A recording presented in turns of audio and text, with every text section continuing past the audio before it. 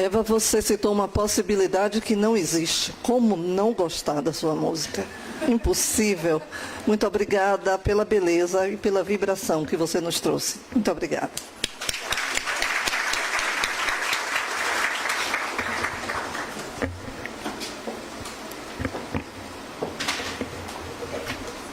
Canto porque sou guerreira, tenho alma de mulher, sou de fé, sou brasileira, chego lá se Deus quiser. Danço para mostrar a minha cara, sou mais eu, sou joia rara, acredito no meu valor. Quando estou feliz, sou purpurina, tenho alma de menina e uso a força da voz para falar de amor. Canta, canta, canta, que é só felicidade na garganta, feminina de verdade. Canta, canta, canta, que é só felicidade na garganta, feminina de verdade. Alma Feminina, de Ayla Menezes. Ela não está aqui hoje, mas os aplausos para ela, por favor.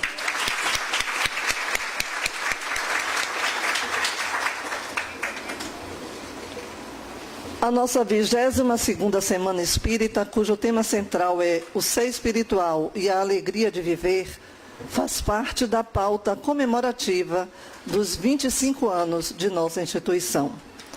Pela segunda vez, o nosso encontro com elas, as mulheres, as almas femininas que nos representam na vida. Nós temos hoje a apresentação de 3 expositoras.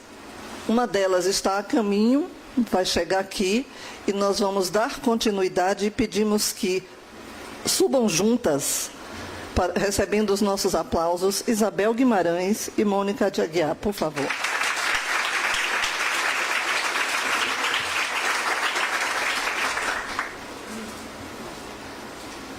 Bel, eu vou pedir que você nos conduza na prece de abertura, por favor.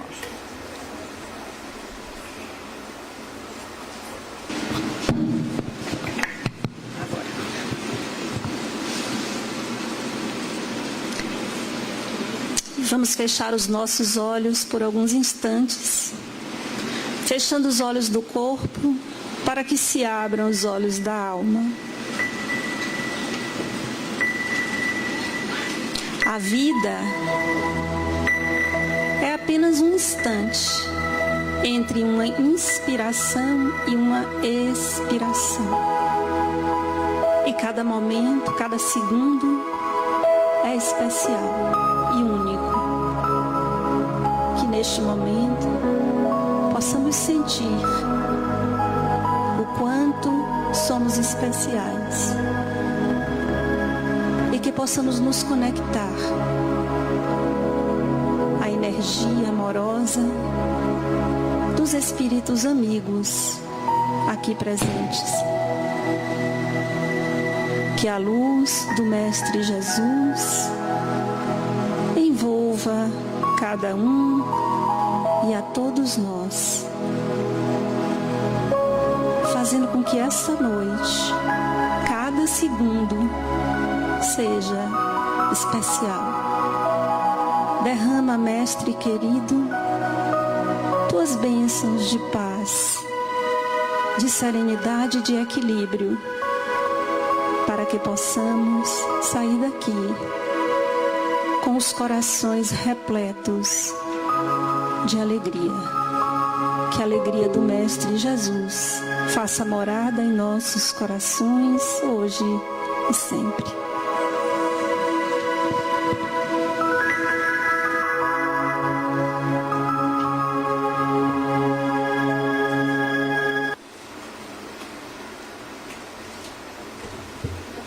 Vou deixar para a técnica resolver o problema de iluminação aí, viu? Vou dar continuidade aqui. As nossas palestrantes abordarão o tema a experiência do feminino numa cultura machista e a alegria de viver, relacionando a subtemas específicos: amor, paixão, desejo, vontade, com Isabel Guimarães. Relacionamentos amorosos, casamento, separação e recasamento, Mônica Aguiar. Fidelidade e infidelidade, com Estela Diamantino. Inicialmente, cada uma delas terá 20 minutos para fazer a sua explanação. Após as 3 falas, por 15 minutos, abriremos para perguntas referentes aos temas apresentados, que poderão ser direcionadas a qualquer um. Forma para que as 3 possam participar, respondendo às perguntas. Estela chegou e merece os nossos aplausos.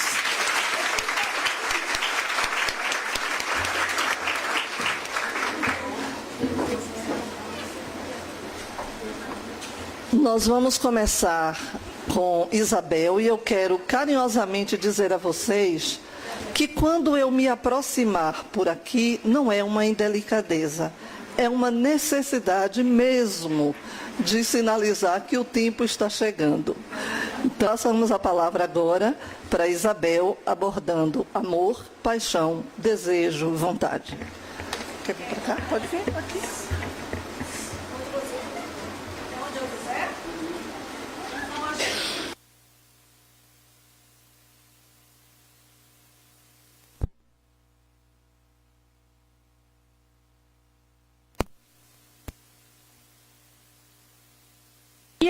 Ok, aí, gente? Estou na frente de vocês, o slide não, tudo certo? Boa noite. Boa noite. Não é assim, vocês não aprenderam ainda. É boa noite, Bel.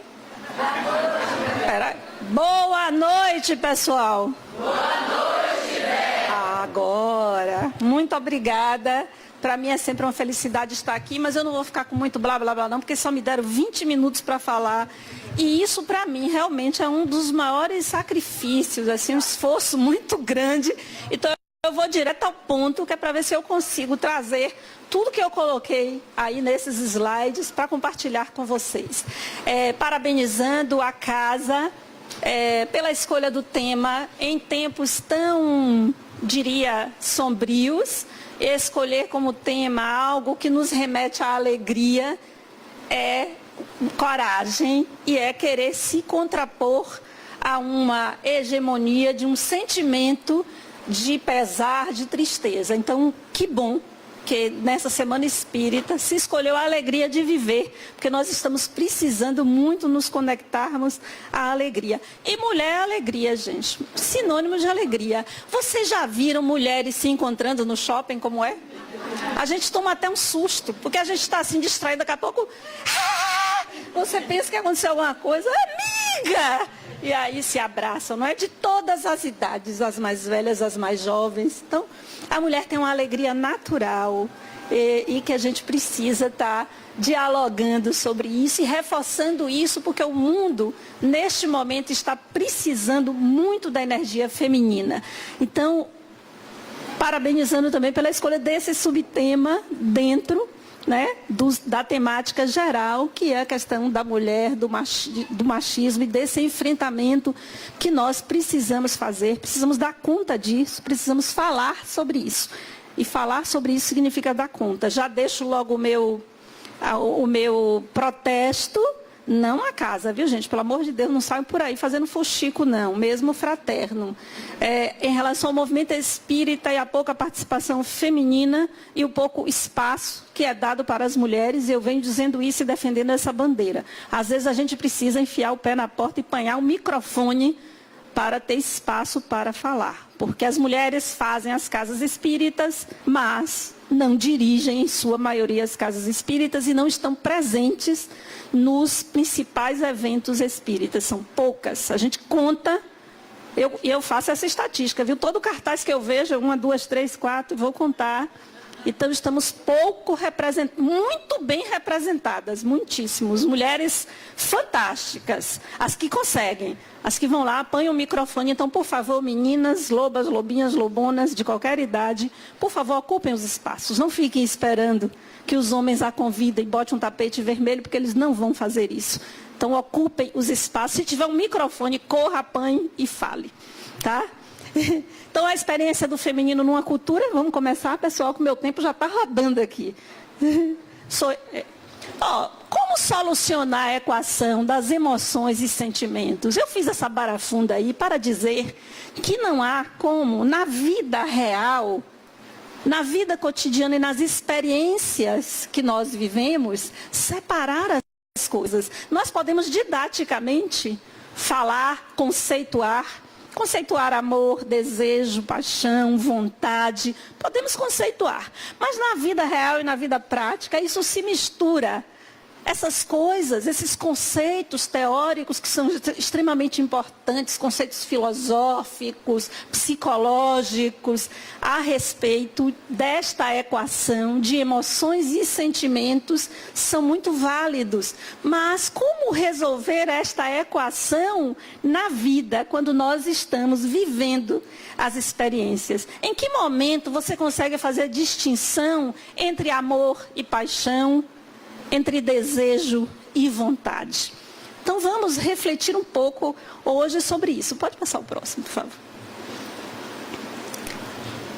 Antes da gente falar de paixão, de desejo, de amor, eu quero esclarecer aos presentes, encarnados, desencarnados, e aos que estão distantes também, o que foi que Kardec falou. O que disseram os espíritos a Kardec sobre diferença de gênero? Disseram um pouco, tá? Eu fiz questão de contar quantas vezes aparece a palavra mulher no livro dos Espíritos, porque eu sou dessas, tá? Já viram, né? Eu sou dessas, mimizenta, entendeu? Mimizenta. Então, aparece pouquíssimas vezes, né? Mas aparece de uma forma bastante contundente e para deixar bem claro sobre se existe ou não diferença. Então, na pergunta 201, em uma nova existência, pode um espírito que animou o corpo de um homem animal de uma mulher e vice-versa? De certo, os espíritos respondem. São os mesmos espíritos que animam os homens e as mulheres. Só para a gente alinhar aqui o nosso raciocínio. Próxima, por favor. Quando errante, que prefere o espírito, encarnar no corpo de homem ou de mulher? Isso pouco lhe importa. O que guia na escolha são as provas que tenham a passar. Os espíritos encarnam como homens ou como mulheres porque não tem sexo. Visto que, eu substituiria a palavra sexo por gênero. Visto que lhes cumpre progredir em tudo, em cada sexo, em cada posição social, lhes proporciona provações e deveres especiais. E com isso ensejo de ganharem experiências. Aquele que só como homem encarnasse, o saberia o que sabem os homens. Próximo, por favor. São iguais perante Deus o homem e a mulher e têm os mesmos direitos? Olha que pergunta capiciosa, né? Mas tudo bem. Não outorgou Deus a ambos a inteligência do bem e do mal e a faculdade de progredir? Então, os espíritos são claros, objetivos e contundentes. Então, se alguém aí tem alguma dúvida em relação à igualdade, em relação à inteligência, em relação à hierarquia entre os espíritos, os que encarnam como homem ou como mulheres, então derrube aí logo a sua dúvida, porque os espíritos são claros, contundentes em derrubar qualquer teoria que estabeleça uma supremacia de um gênero em relação ao outro. Pode passar o próximo.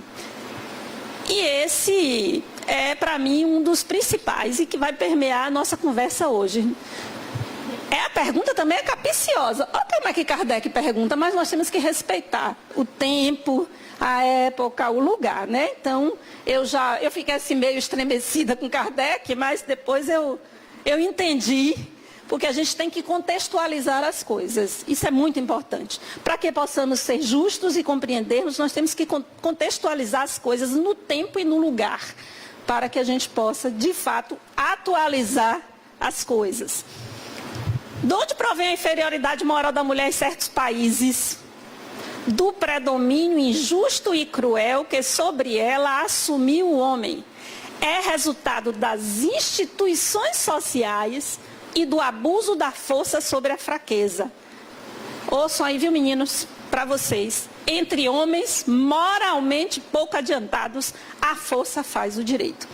Acho que esse é um convite a uma reflexão em torno da resistência em relação ao machismo que impera nas instituições sociais, mas também a luta contra o machismo é uma luta pela evolução espiritual. É mais do que simplesmente uma luta social, uma luta do direito, uma luta psíquica, mas é também uma luta relacionada com a evolução do espírito.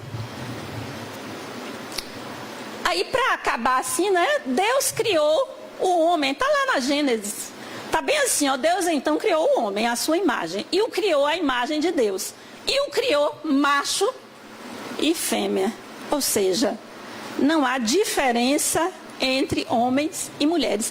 Eu estou fazendo questão de trazer essas coisas porque parecem óbvias e do lugar comum, mas no dia a dia parece que as pessoas esquecem, e isso em qualquer instituição religiosa ou não, nós percebemos o machismo, às vezes de uma forma contundente, outras vezes de uma forma sutil, que é pior ainda, porque é difícil, é igual o preconceito de raça, o preconceito de cor, que quando ele é contundente, você consegue reagir de uma forma igualmente contundente. Quando ele é dissimulado, sutil, é muito mais difícil. E, às vezes, o machismo está dissimulado. Está na palavra da mulher que é tomada, está no desrespeito ao momento em que ela está falando, e que é tomada a palavra, não há um respeito, não há um silêncio. E eu notei isso, e às vezes eu noto isso em certas assembleias, em certos momentos, em que quando o homem está falando, a plateia está em silêncio, e quando a mulher toma a palavra, o burburinho. Ou às vezes os homens que estão na mesa não respeitam o momento de fala da mulher. Mas se dizem, muitos homens se dizem modernos, que não são machistas, não se percebem como machistas. Só para vocês rirem um pouco, já que a gente tem que falar de alegria, eu estava numa certa assembleia política e um candidato, era um encontro de mulheres, e um candidato disse a seguinte pérola: quanta mulher bonita, já não gostei. Né? Mas ele achou pouco. Aí ele disse assim: vou falar com dona fulana, que é a mulher dele, que eu vou levar umas 3 ou 4 para mim. Ele estava falando, gente, ele estava falando achando que ele estava agradando. Ele achou que ele ia bombar, que as mulheres iriam aplaudir, as mulheres ridículas começaram a vaiar. Porque, óbvio, veja que às vezes os homens têm um comportamento machista e eles não se dão conta. Alguns dizem assim: mas eu ajudo tanto, minha mulher ajuda. Você não está me ajudando não, velho. Você está fazendo a sua parte nesse latifúndio aqui. Eu não quero ajuda. Eu quero que você faça a sua parte, eu faço a minha, a gente corre feliz pro abraço depois. Mas nós não nos percebemos, tanto homens quanto mulheres, tá? Porque nós mulheres, como estamos imersas num caldo cultural machista, numa sociedade machista, também temos um comportamento machista em relação a nós mesmas e em relação às outras mulheres. E às vezes a gente não se dá conta que está sendo. São certas falas, e por isso que sim, nós temos que ser chatas, sim, com relação a certas piadas, a certas maneiras de falar as coisas. Sim, temos que ser, porque as falas, as piadas, as coisas que parecem só brincadeira, as mulheres ficaram chatas, não pode nem brincar. Mas é que as brincadeiras revelam e reforçam uma cultura machista. Por isso que nós temos que ser contundentes e chamarmos a atenção, porque às vezes realmente a criatura não se percebe. Então, volta aí, por favor. Você já foi aí. Aí Adão e Eva, né? Tudo começou com Adão e Eva. Vejam bem a história de Adão e Eva, né? Primeira problemática da costela. Porque a mulher veio da costela, então isso parece que faz com que a mulher, contradizendo tudo que os espíritos trouxeram, e o que está na Gênesis, que Deus criou macho e fêmea, contradizendo, como se o fato de ter... que se alguém sai da costela do outro, dá a impressão de que quem saiu da costela é inferior a quem deu a costela. Concordam? Não é? Parece. Mas e se a gente entendesse isso como feitos da mesma matéria e por isso iguais? feitos do mesmo material e por isso iguais. E vou mais longe. A questão do bem e do mal. Quem escutou a serpente? Só podia ser uma mulher. Claro. Por quê? Porque as mulheres evoluem muito mais rápido do que os homens. Isso é fato. Fisicamente, a maturidade psíquica vai muito mais rápido. E claro que quem tinha... o fato de Adão e Eva terem comido da árvore, não tem maçã nenhuma não, viu gente? Esqueçam de maçã, coisa de criança. Eles comeram da árvore do bem e do mal, ou seja, tomaram consciência do bem e do mal. E esta tomada de consciência, me parece que a mulher toma consciência primeiro. E aí vai trazer o abestado, ó filho, coma aqui esse negócio, porque é bom, entendeu? E o machismo parece que já começa ali. Porque veja o que Adão faz. Adão, quando Deus chega e diz assim, mas vocês desobedeceram. Ainda bem, porque vivíamos no jardim do Éden. E o fato de tomar consciência é o início do processo de evolução do espírito. É uma evolução. Nós precisávamos sim sair do jardim do Éden. E quem tira? A mulher. E Adão dá a dica para todos os homens que o sucederam. Adão chega para Deus e diz assim, mas Deus, foi a mulher que você me arranjou, que me fez começar. Não é assim que eles fazem. Os homens estão sempre culpando as mulheres. Fracassou no trabalho, pô, você também não me deixou em paz. Esqueceu a escova de dente, pô, você não me lembrou. Deu aquela brochada básica que todos eles dão. Também, né, amor, você não ajuda. Ô filho. Então Adão já foi logo dizendo a Deus, ó, fui eu não, foi a mulher que tu me arranjou, que me fez tomar. Já tem 5 minutos, né? Não são 20, filha? Eu mal comecei a falar. Não, tem alguma coisa que está errada aí. Então, machismo primordial, segue. Tá errado, não tá não, gente? Vocês acham que eu já falei 15 minutos? Falei não. Passa aí. Reveja seu relógio. Vamos embora. A força imensurável da mulher. A subjetividade na mulher. Se a gente pegar a cura da mulher que sangrava no Evangelho, ela o tocou pensando que se tocasse suas vestes, conhece essa história, né? A passagem. A mulher pensa, se eu tocar as vestes de Jesus, eu vou ficar curada. Vocês podem imaginar um homem fazendo ou pensando dessa forma? Isso é coisa da mulher, da subjetividade da mulher, dessa capacidade de unir desejo e vontade e realizar e de crer de uma forma subjetiva. Os homens são pragmáticos e objetivos. As mulheres são capazes de pensar, não, se eu tocar nas vestes dele, acho que um homem não faria isso. E a treta da mulher, mulher sempre teve treta. A gente vai pegar a mulher adúltera. A capacidade de superar limites e barreiras sociais, mesmo ao longo da história, mesmo com toda a opressão, com toda a repressão, com toda a violência que a mulher sofreu, a violência física, a violência psíquica, a violência social, nós sempre demos um jeito de ter uma treta. Sabe o que é treta? Mulher tem que ter treta, ou seja, demos um jeito de burlar isso para viver os nossos desejos, para viver as nossas paixões, para usar a força da nossa vontade, para nos realizarmos mesmo diante de uma situação extremamente adversa, numa sociedade altamente machista, como era a sociedade judaica naquela época e como ainda é até hoje. Mas a mulher foi lá, porque a gente pensa no episódio da mulher adulta, era a partir daquele encontro com Jesus, quando ele diz, aquele que não tiver pecado, atire a primeira pedra. Mas quem era essa mulher que ousou seguir a sua paixão, o seu desejo, burlando e passando por cima de todas as regras da época? A gente não pensa nesta mulher. Seguindo adiante. A lealdade da mulher. E também ali estavam algumas mulheres olhando de longe, entre as quais estavam também Maria Madalena e Maria, mãe de Tiago, o menor, e de José e Salomé, as quais também o seguiam e o serviam quando estava na Galiléia. E muitas outras que tinham subido com ele a Jerusalém. Os homens deram o ninja. caíram fora. As mulheres seguiram com ele até o Calvário.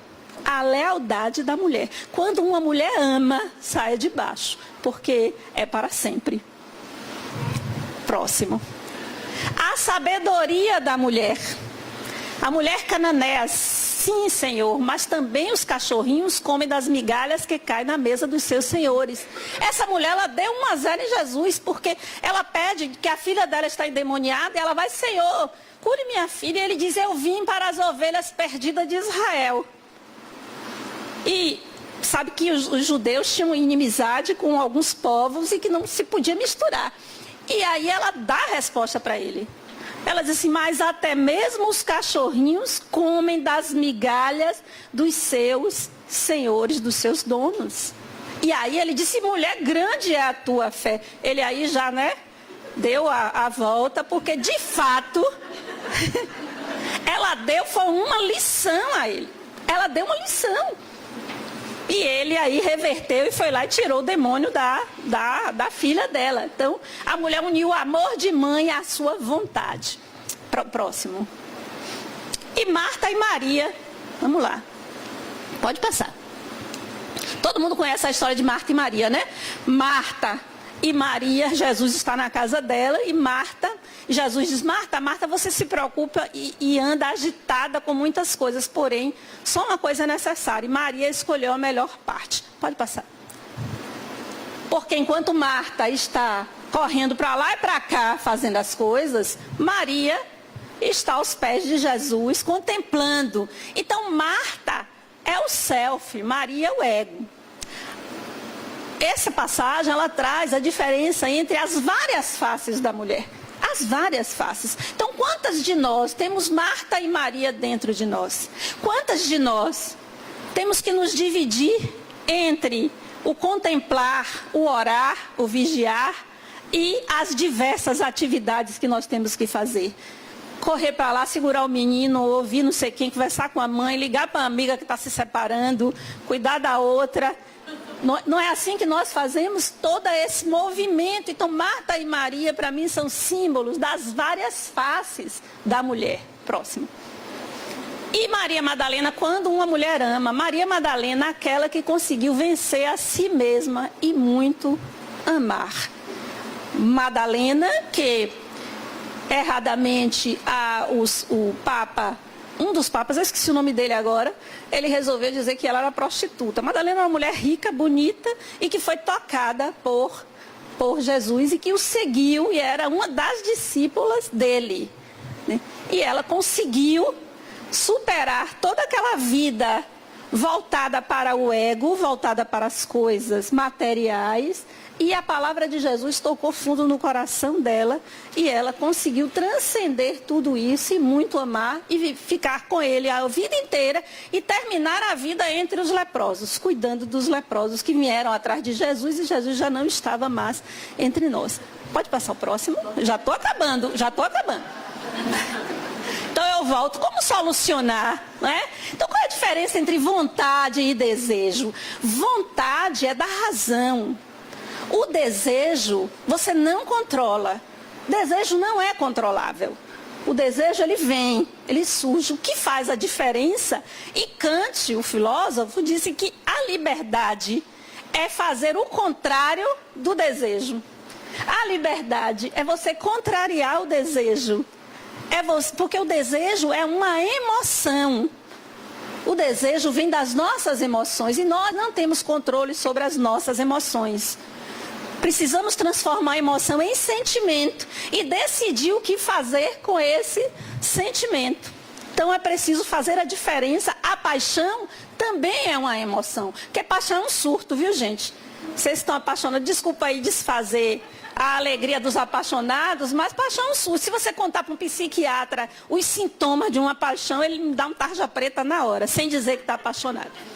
Que é um surto, a pessoa fica tomada, né? A paixão, em nome da paixão, você pode ser desleal, você trai, você mente, você engana. O amor está em uma outra categoria de sentimento, de compreensão, de lealdade, de dever, de serenidade, de equilíbrio e nunca termina. A paixão termina, a paixão passa, mas o amor não.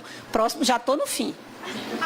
Já estou no fim agora, gente. Então, eu queria convidar vocês, para a gente fechar mesmo, eu juro, né, a cantarem comigo uma música em homenagem a todas as mulheres e a alegria de todas as mulheres e nossa capacidade de superarmos todas as dificuldades para expressar a nossa alegria, o nosso desejo, a nossa paixão e a nossa capacidade infinita de amar.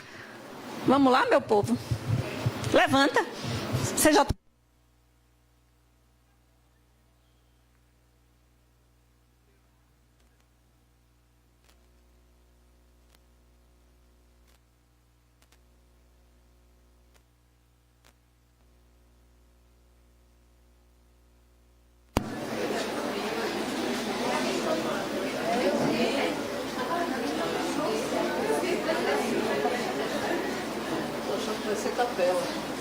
eu tô achando que vai ser a capela.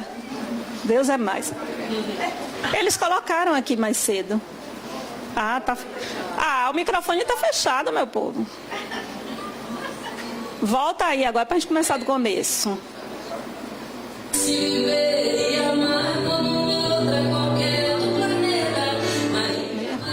Sonho, uma certa magia. Oh, gente, como é isso? Tá. É que a pessoa não canta e quer se meter a cantar.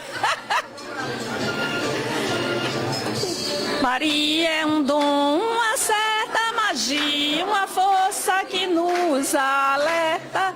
Uma mulher que merece viver e amar como outra qualquer do planeta. E eu sou... Cadê a letra? Forte, linda. Uma gente que ri quando deve chorar e não vive, apenas aguenta. Bora lá, mulheres, agora.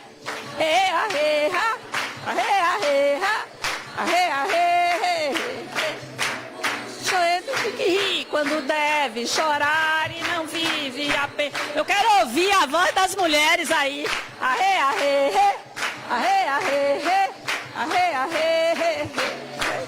A gente que ri quando deve chorar e não vive, apenas aguenta. Ok, muito obrigada, gente.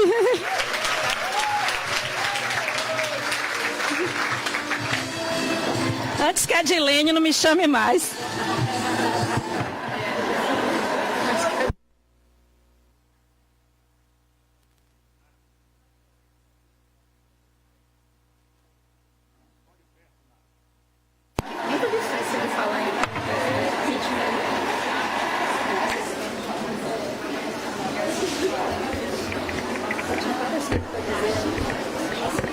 Bel, muito obrigada, mas temi pelos nossos mais de 20 anos de amizade, Bel. Meu Deus, faça comigo, mas não, irmã. Nós passamos agora a palavra a Mônica Aguiar, que vai nos trazer a abordagem sobre relacionamentos amorosos, casamento, separação e recasamento. Você escolhe. Quer daí? Pode pegar isso aí. Eu quero começar agradecendo.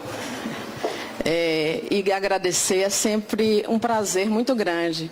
Primeiro, agradecer pela presença de vocês, estarem aqui, nós todos juntos e juntas, para compartilharmos dessa experiência de falar sobre casamento, separação e recasamento ao vivo e a cores, para mim é muito importante. Quando eu estou lá na rádio respondendo as perguntas, o Luciano também vai, né, no programa de medrado, a gente não vê a pessoa que está perguntando, então apenas fica ali com a ideia de quem é que pode estar por trás daquela voz. Agora, ao vivo e a cores, fica muito mais fácil. Então, obrigada por estarem aqui. Também queria continuar agradecendo a Eva que nos trouxe, no meu tempo a gente falava assim, a página musical. Não sei quem é desse tempo da página musical, e que a gente dizia assim na rádio, gostaria de oferecer esta página musical a fulana de tal. Então, obrigada pela página musical. Eu não sabia, Eva, quando eu fui apresentada a você aqui, tem uma sala, viu, gente, onde tem de tudo antes da gente entrar. É uma sala que é o seguinte, você está de dieta, não entre. E eu tive que entrar, olhava assim, meu Deus do céu, cada coisa, eles nos recebem com uma sensibilidade, com um cuidado, que emociona muito, não é, Bel? É uma coisa assim muito importante. E aí eu estava lá quando chegou Eva e me apresentaram, disseram somente o nome, Eva, Mônica, Eva.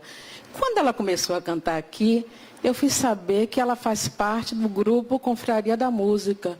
Vocês precisam ir. Vocês não estão entendendo. Terças-feiras, no bar, para começar, na Pituba, imperdível. Quem está solteiro, que hoje vai saber como casar, recasar, descasar, etc., pode começar para começar lá com a Confraria da Música no Para Começar na Pituba, vocês vão adorar. Então, assim, que bom, né? Vê-la aqui.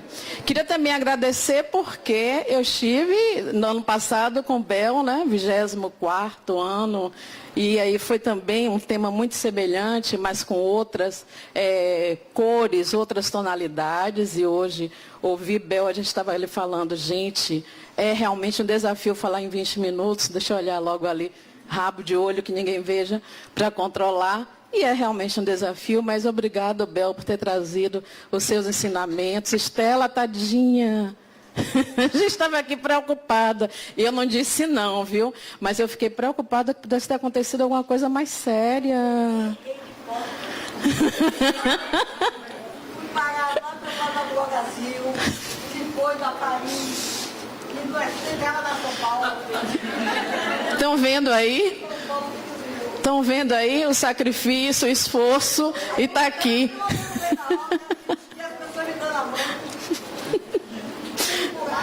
Mas o importante é que você está aqui.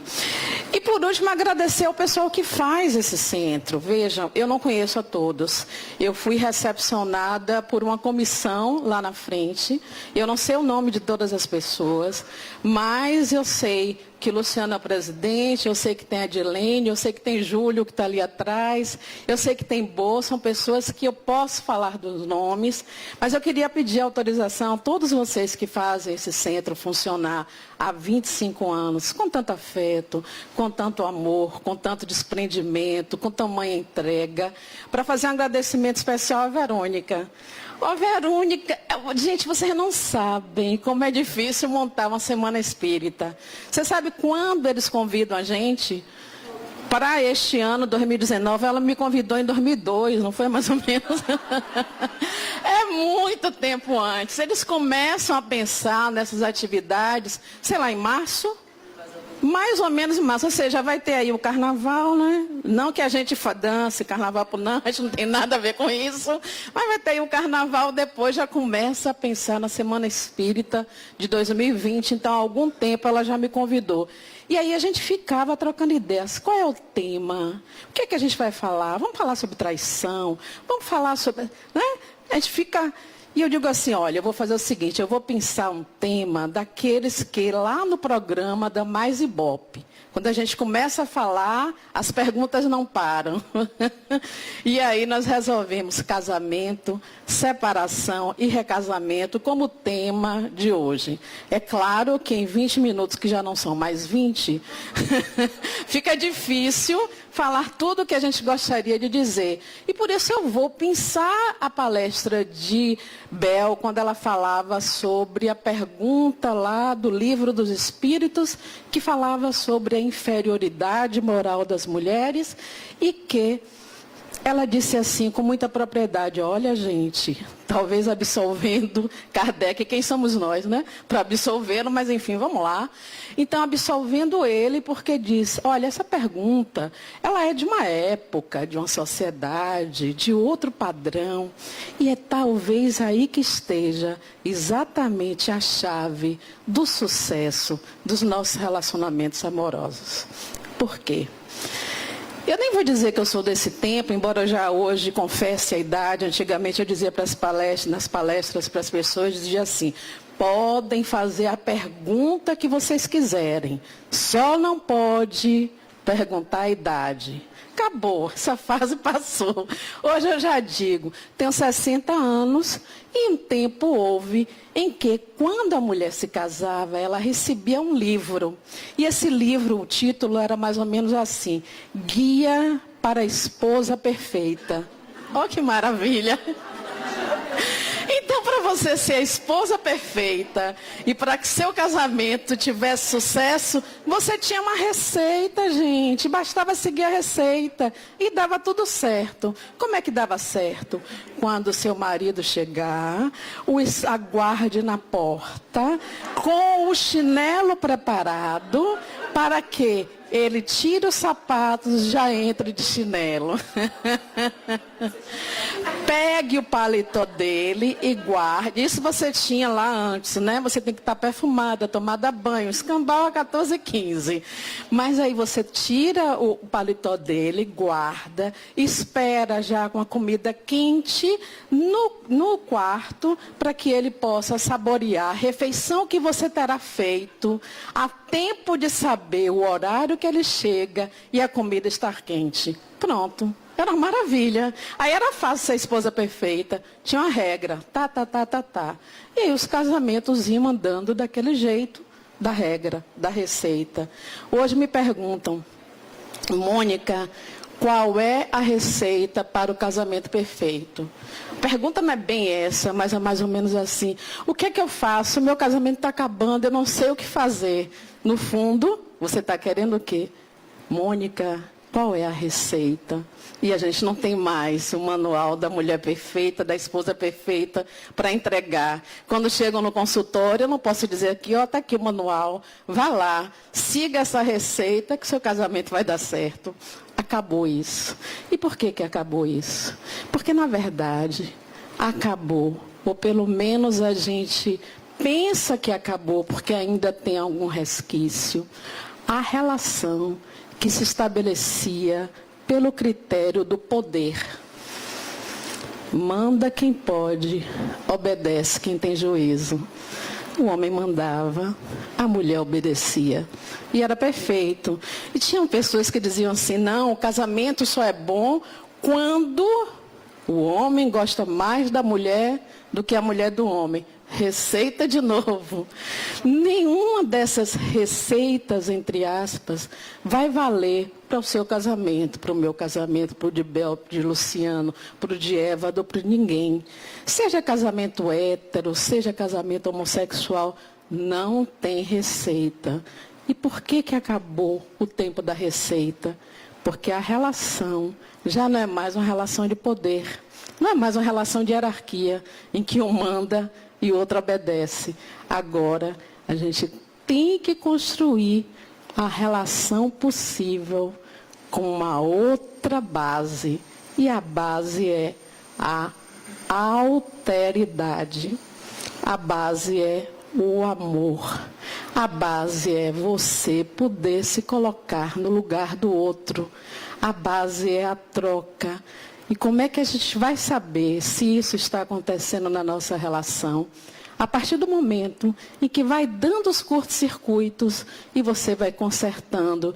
Sabe como um eletricista não dá curto-circuito, ele não vai lá e troca um fusível? Não sei quem é que tem aqui que possa explicar melhor, mas não troca lá.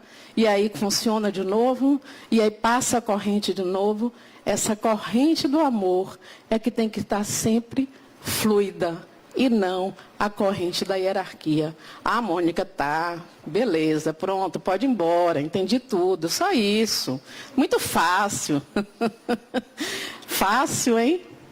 E aí vem algo assim que eu vou dizer que são as coisinhas que ao longo do tempo, na minha experiência, nos meus estudos, vendo os meus pacientes na clínica, sejam os pacientes individuais, sejam os casais, respondendo as perguntas que são feitas na rádio, tendo contato. Antigamente a gente só tinha contato assim, né? Teste a teste. Hoje tem esse mundo aqui, tem o mundo virtual. Eu, uma jovem senhora, e por que eu tenho que dizer de novo que tenho 60 anos, ando pelo WhatsApp, Facebook, abri conta de Instagram e por aí vai. Então, o que é que realmente fica? Primeira coisa, o ato da escolha do parceiro. Um casamento psíquico que acontece no momento da escolha mútua. E às vezes a gente escolhe sem saber por que está escolhendo. Mas o motivo desse encontro e dessa escolha, aquilo que você procura, inclusive quando chega o casal na nossa clínica, que é o que foi que fez com que você se encantasse por ela e o que foi que ela sentiu para se encantar por você. Por que vocês se escolheram? Tinha assim milhares de pessoas onde vocês estavam. Por que foi esse? Por que foi essa? Por que foi ali? O que foi que aconteceu? Para que se recupere essa escolha, porque o motivo da escolha é aquilo que junta o casal, mas é também aquilo que separa. Incrível que pareça, quando você pensa assim, pense aí, e olhe para a sua vida hoje amorosa. Pense nos casos em que você já se separou, no casamento em que você está agora. E imagine o que foi que fez com que você gostasse daquela pessoa e elegesse aquela e não outra. Às vezes a gente vai assim para aqueles encontros arranjados, e aí vão duas amigas, dois amigos, e chega lá e diz assim, ó, você é para você e aquela para aquela, tá? Combinado? Combinado. E aí vão os dois casais, quando chega lá na hora, trocam, e na verdade você não se encanta por aquela que todo mundo falou, mas é a sua cara, tem tudo a ver com você, ela é exatamente como você, toda certinha, não sei o que, tarará, tarará. E o cara vai lá e se encanta exatamente pela outra. E a gente vê que o casamento psíquico que acontece ali não tem nada a ver com aquilo que as pessoas pensavam. E é exatamente isso que vai somar. E também é a mesma razão que depois vai separar. Eu vou trazer um exemplo, eu vou trazer como exemplo fictício, eu não falo dos meus pacientes, nem os atuais, nem os antigos, né? Não trato de casos havidos dentro do consultório por uma questão de sigilo mesmo, da privacidade deles. Mas eu figurei aqui um exemplo. Imagine um homem que seja extremamente tímido, mas muito tímido. Daquele que quando chega nos lugares, ele não consegue estabelecer um contato, uma conversa com as pessoas desconhecidas. Fica sempre no canto. E aí, de repente, um determinado dia, ele está num lugar e chega uma mulher para ele, muito faceira, muito alegre, ao contrário dele, bastante extrovertida, e começa a contar piada. E ele se encanta por aquilo ali. Começa a dar risada e acha tudo ótimo, maravilhoso, como ela é engraçada, como ela é feliz, como ela é alegre, como ela é expansiva. E aí começa a se apaixonar. E ele vai se apaixonando por esta mulher piadista, alegre, que está sempre disponível para conversar com as pessoas e vai adorando isso. Com o passar do tempo, o que acontece? Ele começa a se chatear exatamente com essa qualidade dela. Que droga! Todo lugar que você chega, você tem que contar uma piada. Ninguém aguenta mais. Ninguém aguenta. Você já contou essa piada 10 vezes. Mas não era por isso que você gostava dela? Mas assim é demais. E isso vai ruindo com a relação. E é algo que a gente precisa muito ter, assim, um contato de saber. O que é que faz, então, a diferença, Mônica? Quando me perguntam, você é assim, o que atrai depois é também a característica que separa.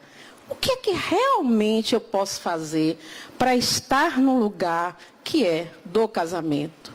E por que que a gente casa, separa, recasa, né?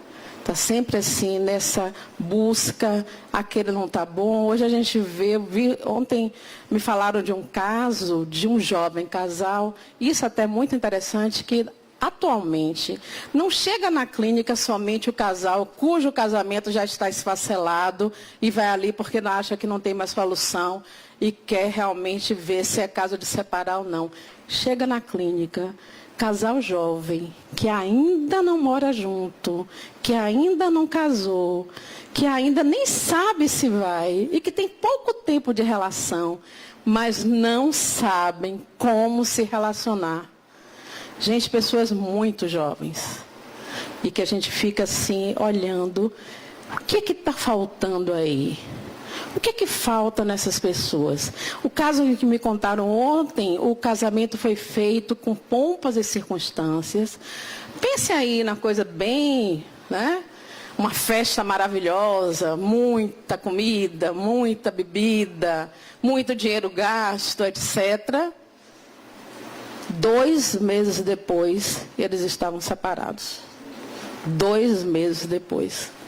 E a gente vê acontecer isso com uma frequência muito grande, das pessoas casarem e se separarem com muito pouco tempo. Geralmente, isso acontece porque não se dão conta do quão pouco se conhecem. Se conhecem a si mesmos e se conhece o outro. E quando você não se conhece, você não consegue estabelecer uma relação duradoura. Por quê? O que é que está faltando? Alguém tem uma ideia? O que é que falta para esses casamentos darem certo? Para não ser uma repetição, uma repetição.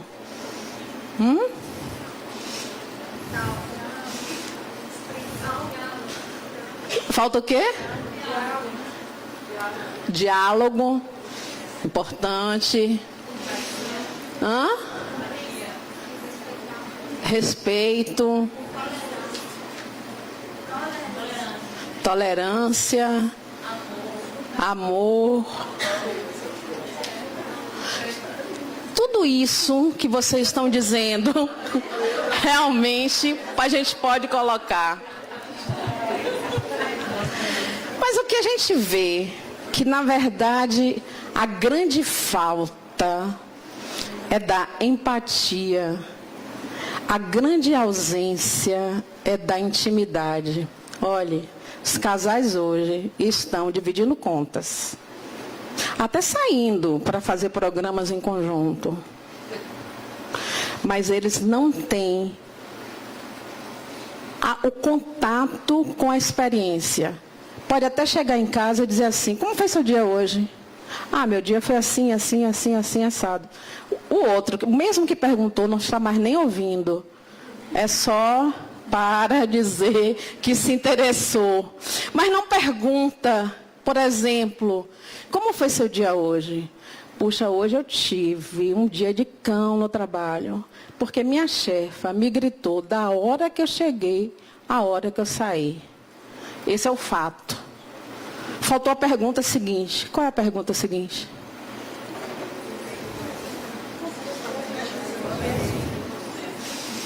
Como é que você se sentiu?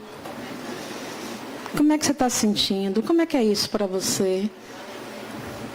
E quando você chega em casa e você não tem mais esse conforto, e você não se fala mais, ou você fala brigando. Eu vou fazer assim, vou fazer estátua para ver se o tempo não para. O tempo não para. Mas é muito bom saber o seguinte. Lá vou eu com 60, a terceira vez que eu estou falando a idade. Depois dos 60, posso contar por que não. Depois dos 60, o tempo, a gente percebe que o tempo é muito valioso. Então, tudo que acontece de muito intenso, de muito forte, de muito gostoso, a gente quer que continue. Entendeu, Angelene? Então, eu estou gostando. Aí eu quero continuar. Mas eu vou lá, 5 minutos, pronto. Então, o que acontece? A gente pensa, o que falta é intimidade. A gente não consegue intimizar. E a gente não consegue intimizar com o parceiro, porque a gente também não consegue intimizar com nós mesmos, a gente não se conhece. E como a gente não se conhece, a gente não dá oportunidade para conhecer o outro. Aí eu fui para o cinema, semana passada, assistir um filme chamado Minha Vida em Marte. É uma comédia. Vocês já assistiram? Adoro fazer propaganda dos outros, viu?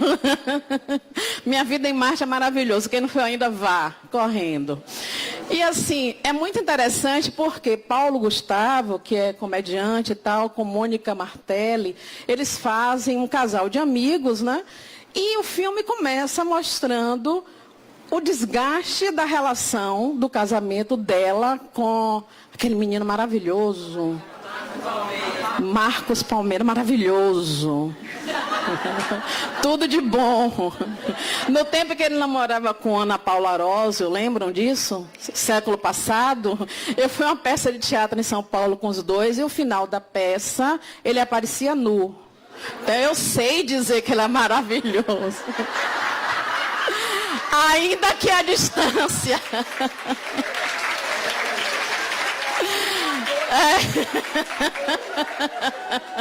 Todo mundo concordando, ainda que a distância, eu sei dizer que é.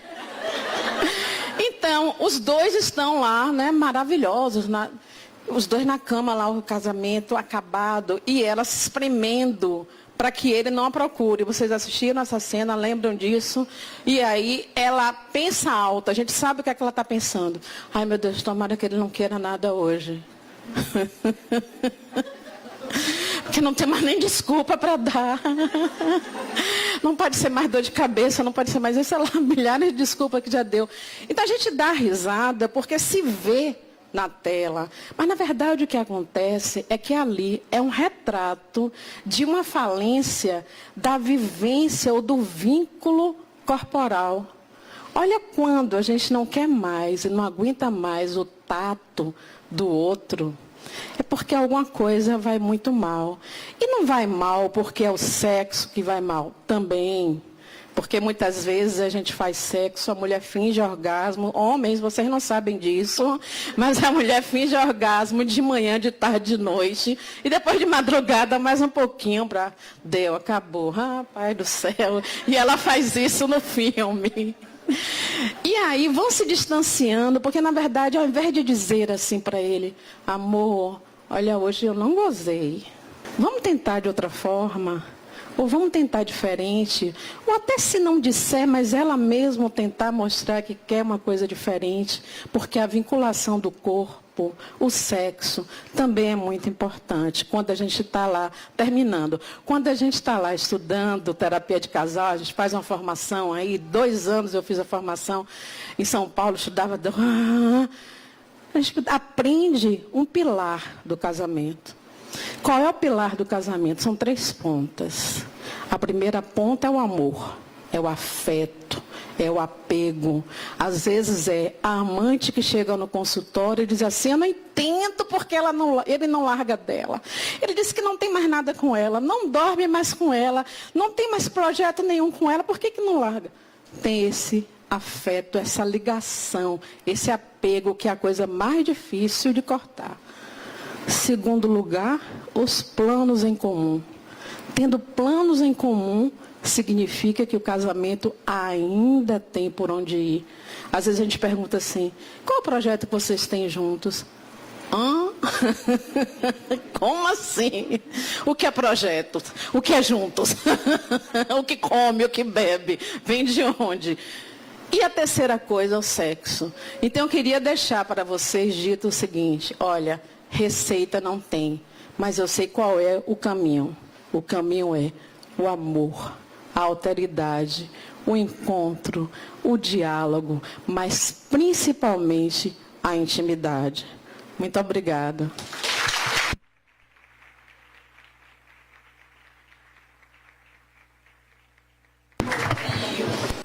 Muito obrigada, Mônica. Fortalecidos os nossos laços de amizade. E agora nós temos Estela Diamantindo falando sobre fidelidade e infidelidade. Boa noite, amigo. Baixar o data show. Meus amigos, meus irmãos, fiquei nessa tarefa de 20 minutos, que realmente é difícil você fazer o seu raciocínio, suas conclusões. E ficou para mim exatamente fidelidade versus infidelidade. Então, quem estiver me ouvindo, me ouça como espírito, que somos todos nós, que escolhemos momentaneamente estar em corpo masculino ou feminino, a depender do que pretendemos experimentar e aprender, ressignificar ou reconstruir. Então, eu sempre falo aos espíritos, não importa em que corpo esteja. Mesmo porque já está provado que todos nós somos masculinos e femininos ao mesmo tempo, embora expressando um gênero ou outro. No feminino, com os hormônios, a gente consegue realmente ser mais manso. Ou acreditar que pode tocar a fímbria de uma túnica e se curar. No masculino, a própria forma de ser hormonal não permite essas ilações. Mas somos todos espíritos. Vou falar aos espíritos e aos espíritos que já pensam em assumir a ética e a moral de Jesus. Eu sou casada há 42 anos, tenho 69 anos, caminhando para 70, tenho 4 filhos. Eva é muito amiga da minha filha mais velha. E passei por todos os percalços do casamento, como todo mundo. Mas continuo casada com a mesma pessoa que foi meu primeiro namorado, meu único noivo e meu marido até hoje. Posso falar da fidelidade e da infidelidade. Porque também eu não sou terapeuta, mas sou entrevistadora em centro espírita e a gente vê o grande drama que é ainda o relacionamento conjugal, relacionamento afetivo entre homens e mulheres. Então vamos, que eu fiz aqui um apanhado, por isso que eu estou dizendo a vocês, eu estou falando aos espíritos que desejam a ética de Jesus, que desejam aproveitar o seu momento reencarnatório para fazer o salto quântico e não ficar repetindo experiência. Podemos ir rapidamente. Aqui é a nossa bibliografia, não vou ler para não perder tempo, porque 20 minutos é muito pouco tempo realmente. Tópicos a abordar, eu vou tentar falar do plano divino, sobre reencarnação, sobre família, porque as pessoas casam, as conceituações de alegria e fidelidade, o que o Livro dos Espíritos fala, que nossa irmã Isabel já falou, que somos espíritos, eu também peguei bem esta parte, causas da infidelidade, consequências, nossa visão, a minha visão sobre infidelidade e conclusão. Vamos ver se eu consigo chegar lá. Não, primeiro o plano divino, não é? Vocês sabem que nós não estamos... Pode voltar uma. Nós não estamos na vida à toa. Não, amigo, voltando. Isso, o plano divino.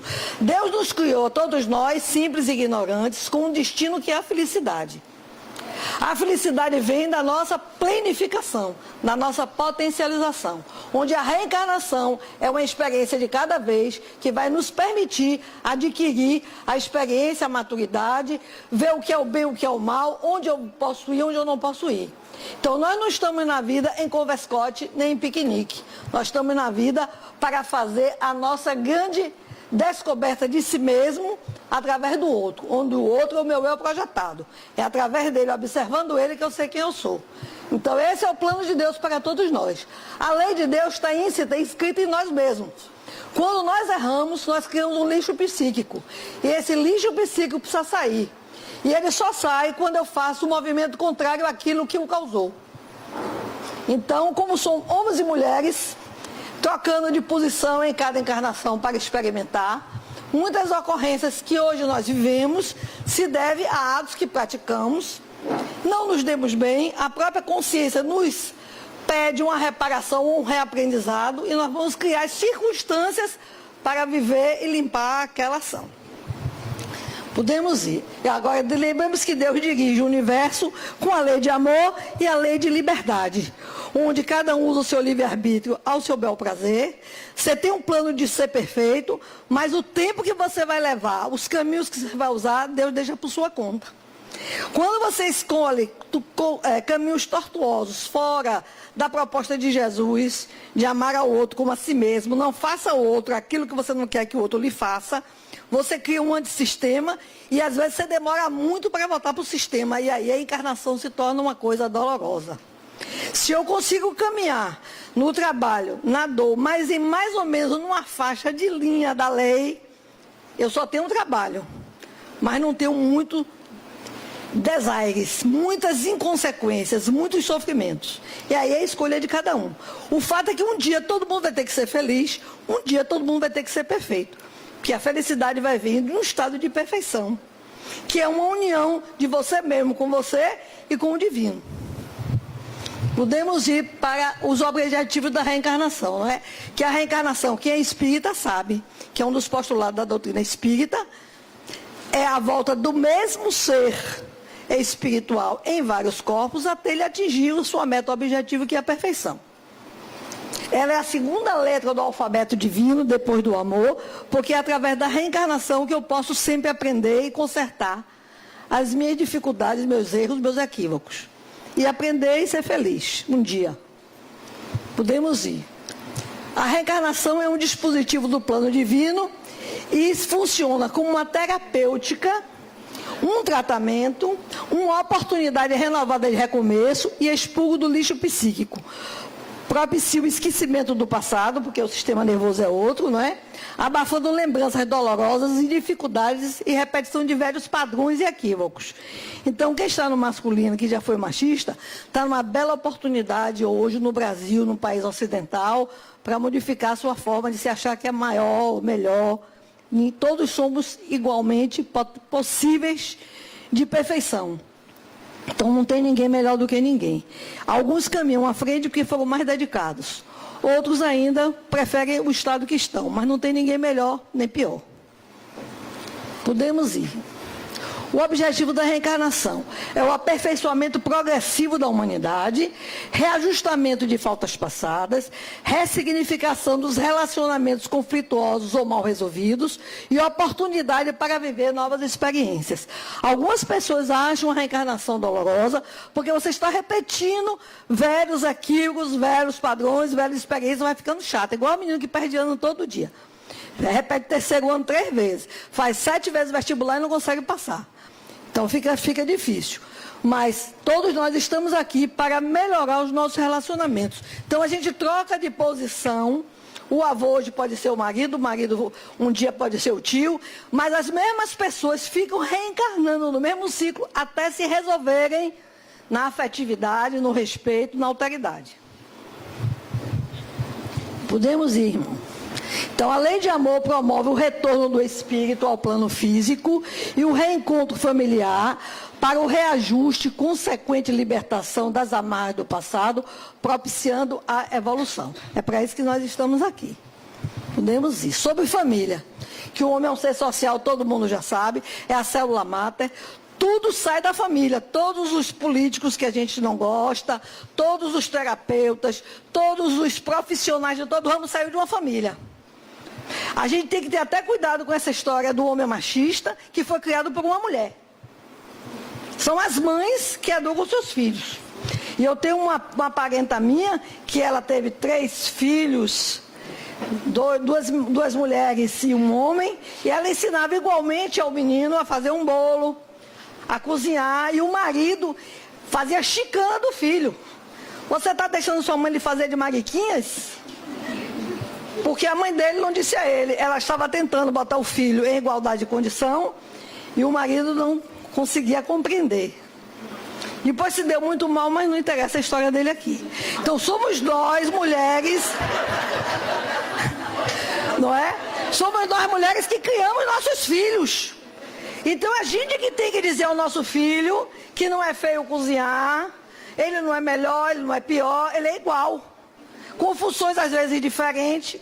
Hoje, graças a Deus, é possível que o marido fique em casa trabalhando a parte doméstica e a mulher vá para a rua ganhar dinheiro. Vários casais já fazem isso. Na sociedade ocidental, porque lá na oriental, na Arábia, ainda continua a mesma coisa de burca. Não é que a mulher só pode se enfeitar para o marido como se fosse propriedade privada.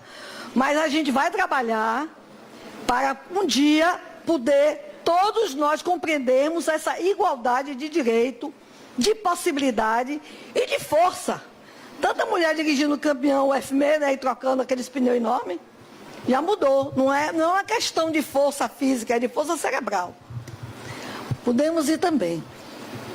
A evolução do conceito de família. Antigamente até podia se imaginar que alguém pudesse querer ser bígamo, ser infiel, porque existia uma lei tão boba, até 1916, que existia negócio de família legítima, filho bastardo, o filho que não era do casal não tinha direito a nada, ainda tinha que se esconder. Veja, pelo menos a gente já evoluiu nos códigos civis, não é? Depois da Constituição Federal de 1988, passou a ser considerado também um concubinato, a união estável, a monoparental, acabou desse negócio de família legítima e filho bastardo. Depois, em 2010, melhorou, porque o que eu acho de mais importante aqui é o que se considera família, é uma convivência estável, afetiva, responsável, entre duas ou mais pessoas, seja consanguínea ou não, inclusive a união homossexual. E o Brasil é um Estado laico e permite o divórcio. Então, hoje, na minha cabeça, não há necessidade da infidelidade. Antigamente, por causa deste apego da minha família, do meu nome, da vergonha de ser bígamo, podia até ser preso. Então, se alguém tinha uma paixão incontrolável por alguém, podia precisar fazer essa infidelidade. Mas hoje, que o próprio Estado já se organizou para ajudar a que não aconteça isto, a gente tem que parar para pensar o que é que nós estamos fazendo na vida. Podemos ir. Por que as pessoas casam? Aí é que está o motivo da infidelidade. O motivo que me levou a me casar. Alguns é a afeição por alguém. Então vai ter aquele caso que nossa irmã falou, Mônica, de que quando tem o amor, quando tem plano junto e tem sexo, não há motivo de eu procurar nada na rua. Não é? Mas então a afeição é um bom motivo para alguém casar, mas nem sempre o é. Às vezes é uma atração irresistível, que é a paixão, que é um fogo que diz que dura no máximo 2 anos. Depois baixa, aí acaba.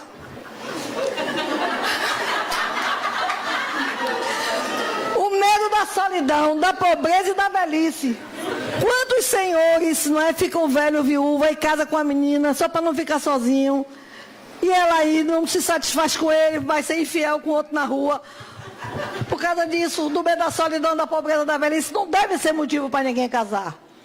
Necessidade de dividir o peso da vida, para dividir conta, não é motivo. Imposição de terceiros, assédio. A pessoa fica ali pedindo, aí o outro vai casar logo para se livrar. Mas não pode. Fuga de situação embaraçosa, engravidou, casar, não. Uma coisa é a maternidade, outra coisa é a relação conjugal. Antigamente era obrigado, de arma em punho. Hoje já não, quer dizer, já evoluímos um pouco. Não tem nada que associar a situação da gravidez, da mulher ser solteira, mãe solteira, e casar, porque vai ser mais infelicidade do que resolução. Ou desejo de procriar, deixar descendente, ou outros. São muitos motivos. Se o motivo não for amor, como está no Evangelho segundo o Espiritismo, já está desunido, porque Deus já não uniu. Porque o que une verdadeiramente o casal tem que ser, precisa ser o amor. Aí existe casamento. Não é uma questão de papel passado. É uma questão de empatia, de simpatia, de afinidade, de comprometimento do querer. Então, esses são porque as pessoas casam. Agora, vamos ver, segundo a doutrina espírita, Rodolfo Caligás, quais são os tipos de casamento que nós temos no planeta Terra. Os expiatórios. Antigos comparsas que se cobram. Porque é de morrer de rir, realmente. Porque você é culpada, porque você não chega bem, porque você não paga a conta, porque você me atrapalha, porque, não é? Ficam se acusando. Antigos comparsas que se cobram. Os provacionais, alguém é melhorzinho e diz assim, eu aceito, porque dizem que casamento é mortalha, no céu se talha. Então diz... Então eu vou me casar com fulano, sou mais evoluído, porque ele é meu antigo desafeto, mas eu quero me reconciliar com ele. Podia ser como irmão, como vizinho, como companheiro de trabalho, não precisava ser com casamento. Sacrificial. Alma boa aceita por companhia outra em dificuldade que precisa ser resgatada. E de afinidade. O de afinidade é que devia ser o nosso casamento. Por ter por base o amor mútuo, são almas afins, amigas sintonizadas. Segundo as estatísticas de quem escreve esses livros, a maioria de nós no planeta Terra temos casamentos expiatórios, provacionais, sacrificiais e pouquíssimos de afinidade. Daí as infidelidades, as separações, os casos de casa e recasa. Uma terapeuta que eu fiz, até regressão de memória, eu já fiz tudo, mas não recomendo a ninguém fazer isso. Mas uma das minhas terapeutas disse assim: olha, Estela, separar é uma coisa matemática. Se você for 40, você está casado com alguém 60. Se você descasar continuando 40, você vai achar outros 60 só com outra cara.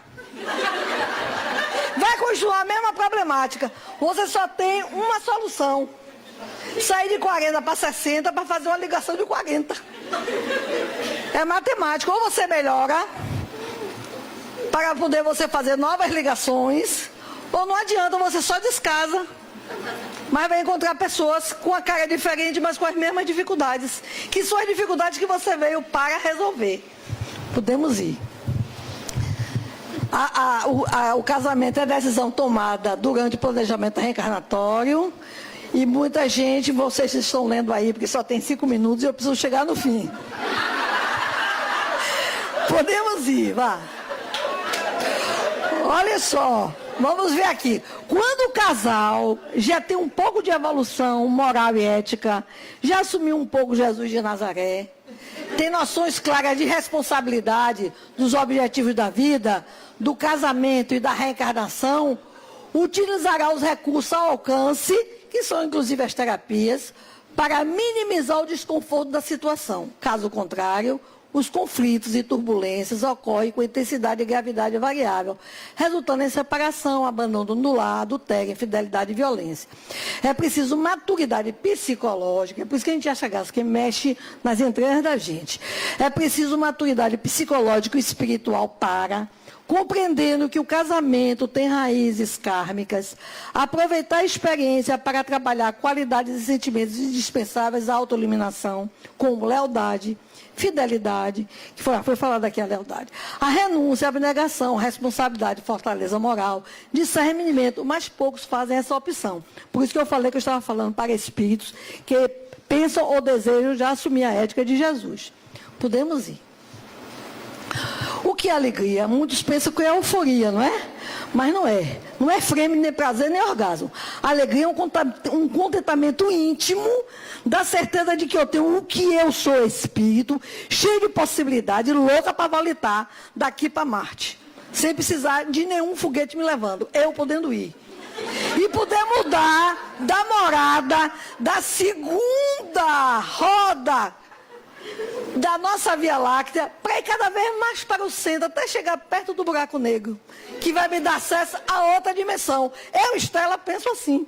Embora pareça até futurista ou metida, mas é assim que eu penso. Eu penso realmente assim. Qualquer sacrifício para mim é bastante pouco, se eu puder depurar o máximo que eu puder, para avançar o máximo que eu puder, para chegar à minha meta, que é pelo menos poder vencer a força da gravidade. É esse o nosso objetivo. E vocês acham graça pensando que isso é uma fantasia. Não é. É para isso que estamos na vida.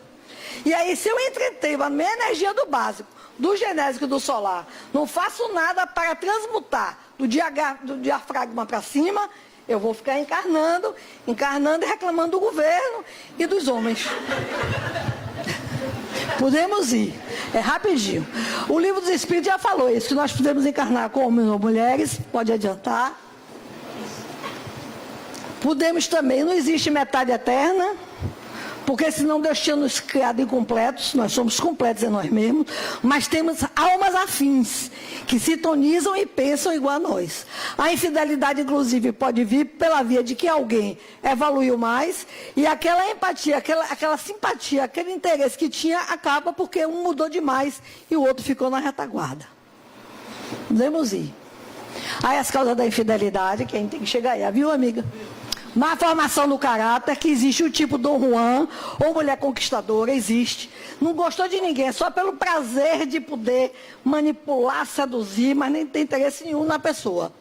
Costumes culturais, não é que o homem é criado com o direito inquestionável de ser infiel. Formação moral deficiente, sem noção de respeito. Repetição de modelos observados, então os pais têm grande responsabilidade. A oportunidade da vida moderna, que você lida com muita gente, pode se encantar e se atrapalhar na afetividade. A convivência com outras pessoas também. Podemos ir rapidamente aí. As crises da vida conjugal, porque a situação financeira, a rotina, são várias coisas que acabam o encantamento. A interferência obsessiva, que nós somos espíritos e sabemos que os obsessores podem usar isso para desarticular o lar, ou impedir a reencarnação de um espírito, fazendo o casal se separar antes da hora. Relacionamentos enervantes, sufocantes, castradores, manipuladores e de vitimização, que ninguém aguenta. Alguém, todo dia estou passando mal só para manipular. Processo inconsciente, tratando como forma de vingança revide. Eu vou me casar com aquela pessoa, no meu inconsciente ela já me fez mal, agora é a minha vez de eu matracar. Punição às mulheres em represália à figura materna dominadora e pai negligente, e carência afetiva, insegurança, atavismo. Tudo isso aí e muito mais é causa da infidelidade. E quais são as consequências? Desestruturação dos lares, perturbação, escândalo, impotência e frigidez. Não vai dar tempo de discursar de cada coisa. Nas consciências de culpa, fuga do diálogo, irritação, mau humor, porque a outra é que me empata de ser feliz. Nos insensíveis, agressividade, depreciação, acusação, humilhação. Porque você é horrorosa, você ficou gorda, você ficou feia, você fede, você é isso, você é burra. Quantos dizem isso? Não é um nem dois. O traído, seja homem ou mulher, tem sua sensibilidade e autoestima lesada seriamente. Violência oriunda de terceiro, a pessoa que está esperando um dia concretizar pode ficar violenta, ou o cônjuge traído ou o traidor pode levar a homicídio ou suicídio. Podemos ir. Doenças sexualmente transmissíveis, que hoje já tem jeito para curar, só os muito apaixonados não querem nada do meio do caminho, aí podem ficar doentes. Depressão, alcoolismo, interferência na atividade profissional, decadência financeira, laços afetivos partidos, perda da confiança, mágoa, ressentimento, mesmo naqueles que dizem ter perdoado, porque nunca mais a relação vai ser a mesma, mesmo quando resolvem continuar casados. Espiritualmente, quem rompe laços e compromissos precisará refazer a lição do cumprimento do dever. E aí nós vamos só para o final da minha opinião. Tem um ponto de vista da outra ou do outro, de quem é traído. Não é? Por que se sujeita a ficar com o resto? Cadê a autoestima? É por dependência financeira? Vamos estudar, trabalhar, é isso que nós mulheres precisamos fazer. Ter o do nosso, para jamais se sujeitar a ser humilhada, sabendo que é traída e permanecer no cabresto. A gente precisa de se auto-amar. Porque a lei é amar a Deus sobre todas as coisas e ao próximo como a si mesmo. Eu não posso botar minha felicidade, minha alegria na mão de ninguém. Eu tenho que ser feliz em mim, por mim, porque eu sou espírito imortal, incorruptível, que ninguém pode me destruir. Só se eu abrir a minha porta. Jesus não disse isso? Só se você abrir a porta, o ladrão entra. Quem é o ladrão? O outro, que pode invadir sua afetividade e seu sentimento. Você não pode delegar a ninguém a sua felicidade, a sua forma de ser. Podemos ir. Nós avisamos sobre infidelidade. Não temos o direito a relacionamentos múltiplos, por constituir um desrespeito ao outro e por todas as consequências já citadas. Desde que o parceiro já não nos atenda mais, emocionalmente, financeiramente, totalmente, nem nos satisfaça como companhia, a lei humana e divina nos faculta o direito do recomeço, mas com um parceiro de cada vez. Para isso,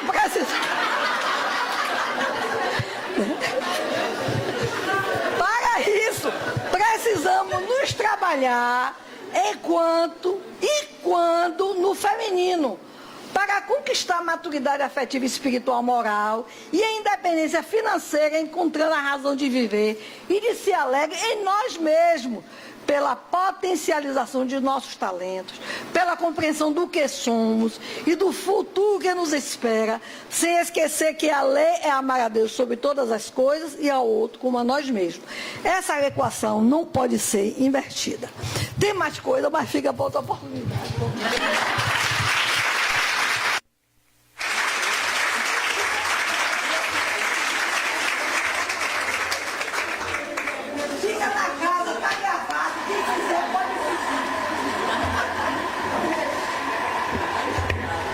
Muito obrigada, Estela.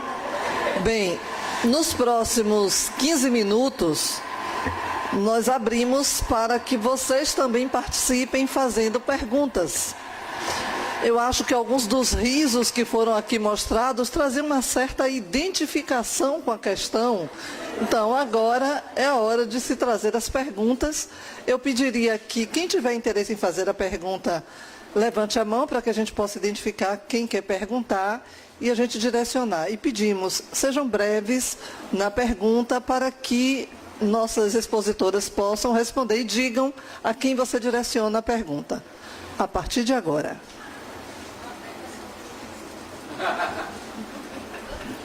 Quem vai? A gente tem assim umas 50 pessoas que nós selecionamos que se ninguém se manifestar, elas vão falar. Mas a gente acredita que vocês vão perguntar. Olha que silêncio. Eu entendo que é uma organização interna, tá acalmando, tá processando. Apareceu uma pergunta ali.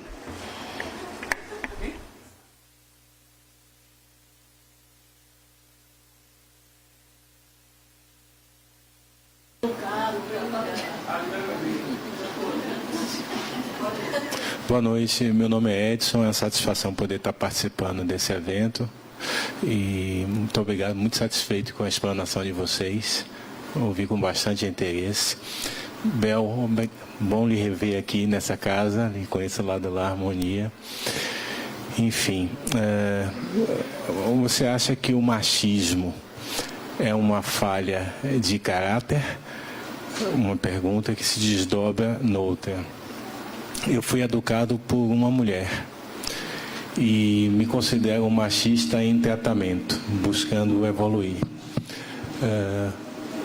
Mas eu acho que quem me educou, com todo o respeito e amor e afetividade que eu tenho por ela, também precisa de tratamento. Muitas vezes a gente é educado por uma mulher e nos é passado uma educação machista.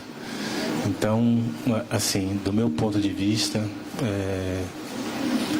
nós aprendemos a ser machista com homens, mas também com mulheres. Enfim, obrigado. Ok, bom lhe rever aqui também. Eu não consideraria uma falha de caráter, embora muitos machistas possam ter falha de caráter, não significa que todo machista tem falha de caráter.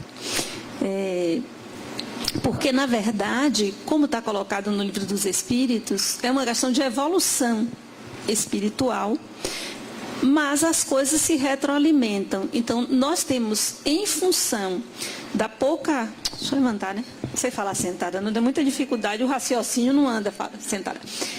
Em função exatamente da maioria dos espíritos aqui encarnados estarem em uma determinada faixa de evolução, o padrão cultural que é hegemônico na sociedade ainda é da força em relação à fragilidade, do domínio da força, o que demonstra um atraso ou pouca evolução espiritual. Porque, na verdade, o que colocou a mulher nesse lugar? Uma fragilidade física, de força. mas não uma fragilidade física real, na verdade. Por quê? Bota um homem para fazer uma depilação das partes íntimas com cera. Vai dizer que a mulher é frágil. Bota um homem para parir um filho de parto natural. Ou mesmo quem pare uma cesariana, você chega em casa, sacode um menino cheio de ponto, peito, leite derramando, cheio de dor, e você lá.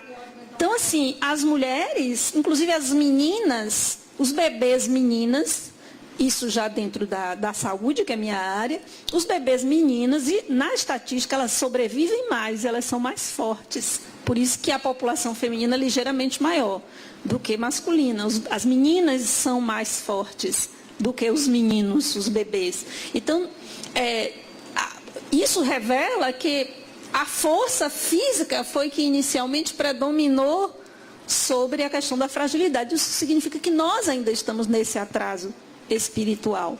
É por isso que precisamos compreender a questão do machismo para além de uma questão social apenas.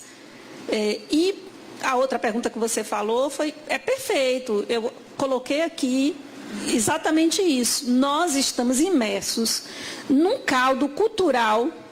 Eu brinco, eu gosto de dar o exemplo do biscoito com cobertura de chocolate. Você bota lá na cobertura, você sai todo impregnado. Então nós estamos, veja que as coisas se retroalimentam. Porque nós estamos impregnados, homens e mulheres, e nós criamos os meninos para repetirem o padrão, mas isso não é uma responsabilidade só da criação, é importante a gente entender isso. Porque as coisas são mais complexas. Você não cria uma pessoa e aquela pessoa é resultante apenas da convivência familiar. Ela é resultante de toda uma convivência social. Ela ouve, ela escuta, ela vê. Então, a resultante, mesmo que os pais, por exemplo, não criem uma criança de uma forma machista, mas é difícil algum escapar de um resquício disso, já que está numa convivência de uma sociedade que tem uma cultura machista. Então, não vamos colocar toda a responsabilidade, né, nos pais e não vamos entender que todo machista tem caráter, porque falha de caráter é algo que independe desse posicionamento, tá? Então vamos entender isso. Agora, o machismo precisa ser veementemente combatido, exposto e combatido, porque é dessa forma que nós vamos evoluir para uma sociedade em que a primazia não seja da força em relação à fragilidade, porque isso se repete também, não só do ponto de vista físico, não.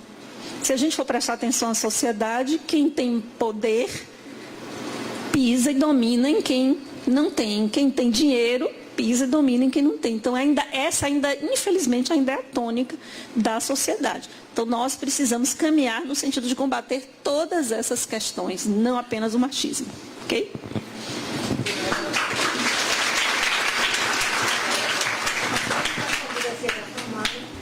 Obrigada, Bel. Eu só quero dizer a Estela que eu me identifiquei ali, né, no tipo de casamento. Claro que eu sou aquela criatura mais evoluída que estou arrastando o outro.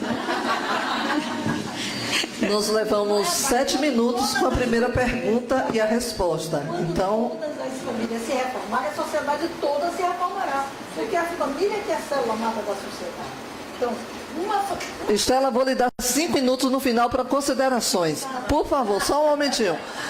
Então, mais alguma pergunta? Alguém na plateia deseja fazer uma pergunta? Lá atrás, por favor.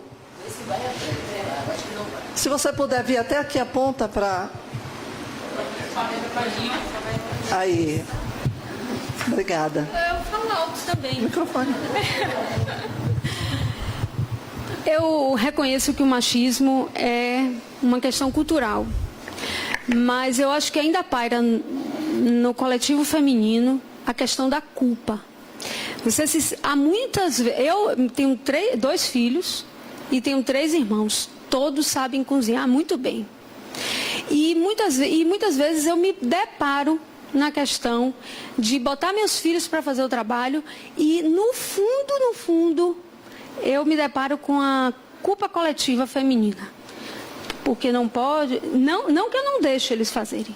Eu faço um movimento contrário e boto para eles fazerem mesmo. Então eu quero saber como é que a gente trabalha essa culpa coletiva feminina de não deixar os homens irem para a cozinha. Você direciona a pergunta a alguém especificamente? Tá, pode ser Mônica, por favor?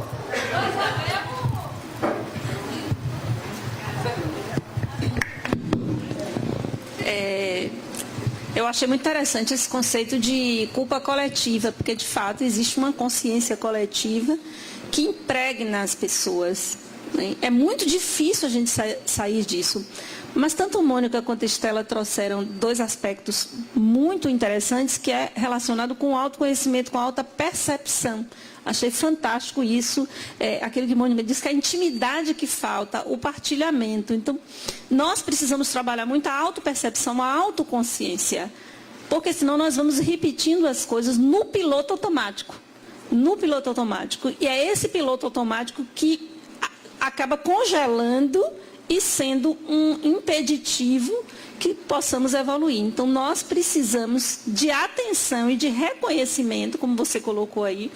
Nós, mulheres, carregamos muita culpa. Se for mãe, então, pior ainda. Porque se o menino não estuda, a gente se sente culpado. Se o menino adoece, a gente se sente culpado. Se a gente... Tudo o que acontece, todo desvio, que se considera desvio, na verdade... As mulheres carregam um peso muito grande de culpa, porque elas arrastam uma responsabilidade que é também desse coletivo, que é também constituído desta sociedade. Então, nós precisamos vencer isso com autoconsciência. Então, eu percebo a minha dificuldade, a que você está colocando é a mesma minha dificuldade, tenho 2 meninas e um menino, e a gente percebe que o tratamento com o menino é mais condescendente em relação às coisas. E aí a gente precisa, peraí, deixa eu tomar consciência disso aqui e fazer diferente. Eu estava falando em relação a desejo e vontade é exatamente você fazer o contrário daquilo que seus instintos lhe conduzem a fazer. Então, mesmo que internamente, a gente precisa trabalhar esse movimento interno de fazer com que o nosso livre-arbítrio, que a nossa vontade seja realizada. Mesmo que as emoções venham, porque sobre elas nós não temos controle, elas virão. Mas você precisa transformar a emoção em sentimento e ter a capacidade de tomar uma decisão em relação àquilo ali. Então, nós precisamos trabalhar isso. Nós, mulheres, precisamos muito combater o machismo interno. Senão, a gente fica combatendo externo, mas fica repetindo o padrão. Ok? Obrigada, Bel. Verônica tem uma pergunta. Queria passar para a Mônica. Mônica, assim, como você traduziria, né, já que se falou tanto em traição, a traição do ponto de vista psicológico? Interessante a pergunta, até porque seria um tema que a gente poderia tratar aqui a noite inteira, né? Traição.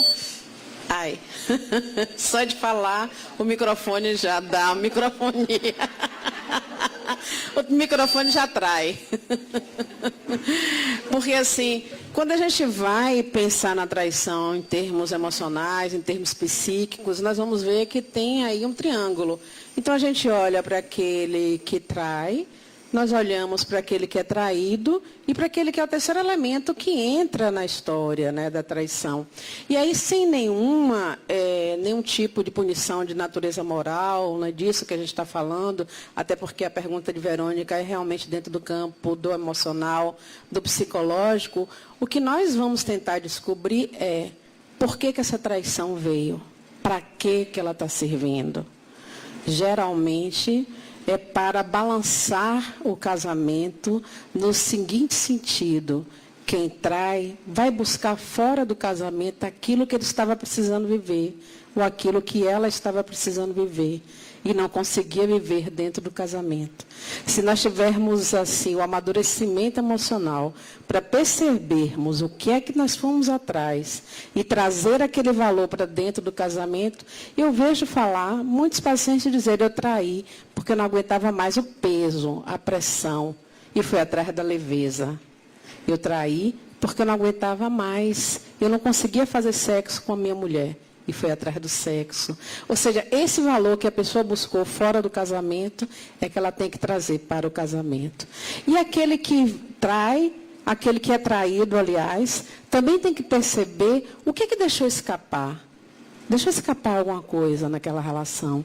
Deixou escapar de fazer algo. Deixou escapar de sentir algo. Deixou de escapar de querer ter aquela intimidade da qual a gente estava falando. E, normalmente, o terceiro, aquele que entra nessa relação, é aquele que não consegue estabelecer uma relação adulta. Geralmente são pessoas que não se dão conta da dificuldade de ter o seu próprio casamento, de ter a sua própria relação.